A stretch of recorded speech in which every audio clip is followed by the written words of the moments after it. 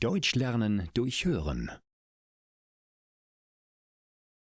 Lust auf etwas Neues? Lena sitzt zu Hause und sieht gelangweilt aus dem Fenster. Sie weiß einfach nicht, was sie machen soll. Ein Buch lesen? Keine Lust. Etwas backen? Leider hat sie nicht die richtigen Zutaten. In diesem Moment klingelt ihr Handy. Es ist ihr Freund Alex. »Hey Lena, wie geht es dir?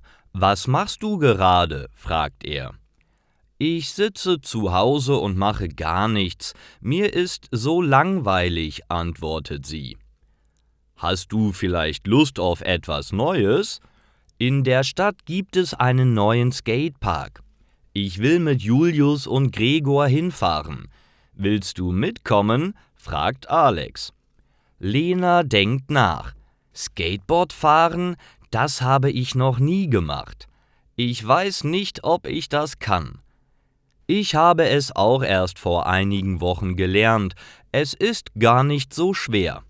Komm mit, wir haben bestimmt viel Spaß, sagt Alex. Na gut, ich komme mit. Dann ist mir wenigstens nicht mehr langweilig. Lena beendet den Anruf und fährt zum Park. Ihre Freunde warten bereits auf sie.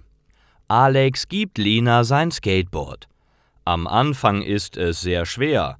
Lena stürzt oft, aber sie gibt nicht auf. Nach einigen Stunden klappt es schon deutlich besser. »Du lernst sehr schnell. Gut gemacht«, staunt Alex. Auch Gregor und Julius sind beeindruckt. Am Abend gehen die Freunde erschöpft nach Hause. Lena verabschiedet sich von Alex. »Vielen Dank für die Einladung. Es hat mir viel Spaß gemacht. Ich bin froh, dass ich mitgekommen bin. Es ist schön, etwas Neues auszuprobieren, aber jetzt muss ich dringend schlafen und mich ausruhen. Ich bin sehr müde. Skateboardfahren ist sehr anstrengend«, sagt Lena und lacht.